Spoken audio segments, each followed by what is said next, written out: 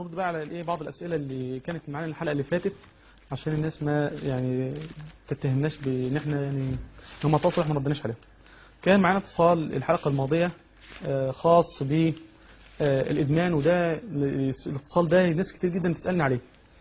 طبعا الإدمان انتشر النهارده للأسف الشديد، إلا من رحم ربي الشباب كلهم بيشربوا النهارده حشيش وأفيون والبانجو ما شاء الله في الشوارع عادي، أصبح أمر عادي. ومكتب مكافحة المخدرات ما هو مش مكتب مكافحة المخدرات، هو مكتب توزيع مخدرات. يعني مكتب مكافحة المخدرات ده أصلا هو مكتب لتوزيع المخدرات. نرجع تاني لموضوع علاج الإدمان.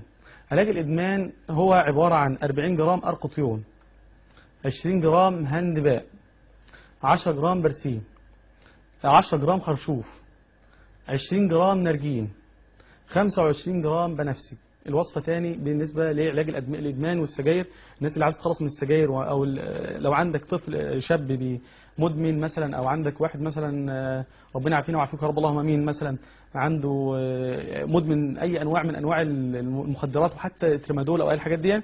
الوصفة تاني مرة تانية هنقولها، طبعا السؤال ده يوميا بتسأل فيه، وهو 40 جرام أرقطيون، 20 جرام هندباء، 10 جرام بذر برسيم، 10 جرام خرشوف، 20 جرام نرجين، 25 جرام بنفسج.